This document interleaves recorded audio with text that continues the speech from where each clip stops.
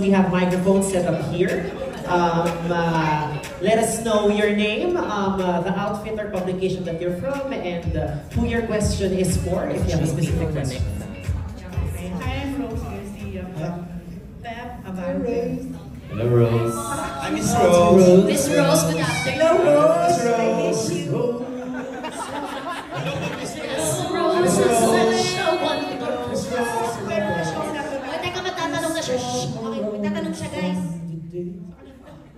Una-una kay Vice, tawag dyan. Vice, sa tingin mo ba kung ikaw ang hindi host at na-offera ng ganito, carry mo na hindi tumawa?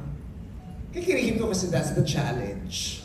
Pag pumasok ka doon, kailangan talagang wala kang magagawa kung hindi gawin yung challenge. Kasi sayang din mo 1 milyon. Eh lahat naman kami dito mga pera. So hindi kami lahat.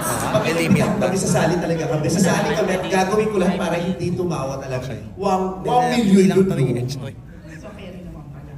So, actually, ang napakaganda ng konsepto niya, di ba? Sa Prime siya ipapalabas na talaga naman ngayon, more on sa mga streaming app. Pero do you also wish na sana mas may palabas din siya sa free TV in a way na madaming mas makakapanood?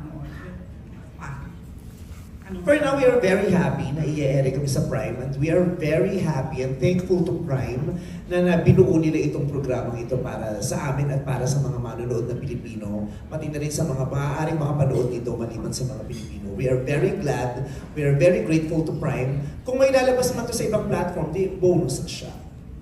So, Vice, kumbaga yung comedy, parang hindi siya nawawala, definitely. Would you say, mas na-elevate pa dito sa Last One Laughing na to? Itong Last One Laughing, masaya akong mapapanood to kasi dito nyo makikita na iba-iba talaga ang pamamaraan ng komedya. Iba-iba ang brands. At maaari kayong mamili kung anong brand ng comedy ang pasok sa inyo, ang maaari nyo ma-appreciate, ang kaya nyo lunukin at hindi. Kasi, di ba, sa Pilipinas dahil madaming conservatives, emerald, maraming iba-iba ang parang dosage natin, di ba? Yung kaya lang nating tanggapin. Pero ito kasi, inclusive siya para sa lahat ng tao na may iba't ibang taste ng comedy.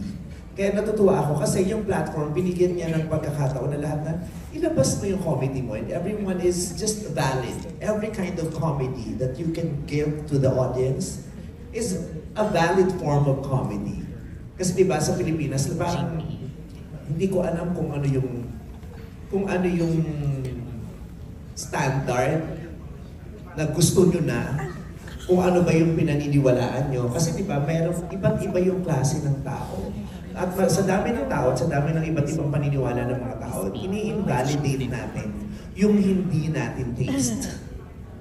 Yung porket hindi swak sa'yo, feeling mo, hindi siya tama. Porket hindi swak sa panlasa mo, mali siya. Dito sa plataforma ng Prime at sa uri ng palabas na meron kami, ipapakita namin sa inyo iba't ibang uri ng komedya at nasa sa inyo kung anong brand doon ang gusto ninyong i-avail. Nung in-offer sa'yo to, ano yung naging reaction mo? I was so surprised and kinilig ako. Sobra akong happy na ako yung napiling host. Sobra akong na proud and I was so honored na, diba, to be given the chance to host this program na ang mga contestants lahat ng ilan sa mga pinakamahuhusay sa comedy sa Pilipinas. Nakaka-proud. Yes. Na-proud ako ng gusto. Yes. Sabi ko nga, yes. Sabi ko nga, kung hindi ako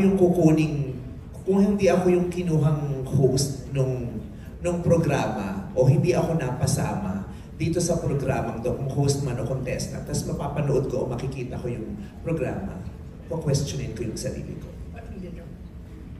Ano yung bakit wala ako dyan?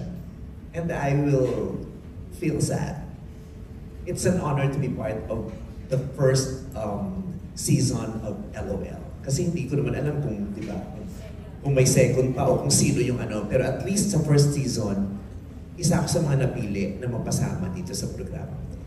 Last na kanilang lahat, yung pinaka natatawa ka, tawa ka ng tawa, habang pinapanood mo sila? Habang pinapanood dito sa program or sa kabuuan? Kabuuan. Yung habang di ba nandun ka, napapanood mo sila, nagkapatawa. Okay. Iba't iba yung emosyon na naibigay nila sa akin. To be fair, ganun din ang paniniwala akong mararanasan ninyo. Iba't ibang emosyon. Hindi lang kayo matatawa. Pero, merong sensitivity ninyo bilang manonood ang matatouch ng kanilang mga ginagawa. Kasi may iba-iba sila na ginawa. Merong nagpatawa para makapagpatawa. Merong nagpatawa para magbigay ng mensahe. Merong nagpatawa para sa kanyang advokasya. Merong nagpatawa para ilabas yung nararamdaman niya. Doon ako nabigla. Ang dami-daming forms na binigay nila ng komedya at ang dami-dami rin nilang ways para mailabas yung komedya na yun. Doon ako nabigla. I thought, parang patawa ka lang. Initially kasi parang lalo nang nagsisimula ako, magpapatawa ka lang for a very shallow purpose. Yung gusto mo na magpatawa, trip ka lang. Hanggang sa, ganun kasi ako, nagsimula ako, nagpapatawa ako kasi nakikipagharutan lang ako. Hanggang sa nagpatawa na ako para kumita na ako. Hanggang sa nagpatawa na ako para sumikat na ako. Ito, may malalim pa silang mga purpose kung bakit nila ginagawa yung pagpapatawa. Kaya lahat sila na-amaze ako, lahat sila na-impress ako, at lahat sila lalo kong hinangaan after this program. Pero yung talagang yung konting kibot tawa, si Peachy, si Pepe, si Chad, si Em, lahat sila Simula pa lang yung entrada pa lang, nakakatawa na. Yung entrada pa lang ni Empoy, nakakatawa na. Yung ganon. Yung ganon. Tapos meron masasabi mong, iba't iba ng comedy, may, di ba, kahit ngayon may tinatawag tayo, canal jokes, aircon jokes. Marami rito, may canal jokes, may aircon jokes, may pangmatalinong joke, merong joke na hindi ka mag-iisip, merong bordering the baboy, the salaula, merong malinis, yung ganon. Kaya, ang lawak-lawak ng komedyang mapapanood. Thank you so much. Lots of inspiration for the show. Next question, please. Tell us who you are, where you're from, and who your question is for. Thank you. Hello, GP and Arcon from Freebie Manila. First question for Vice.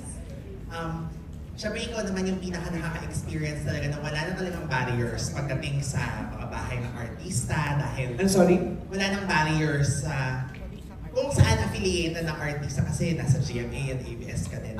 And isa to sa mga proof din na for the first time ata yung pinagsama-sama lahat ng komedyante from all networks. So ano lang yung thoughts mo doon and at the same time ano yung naiisip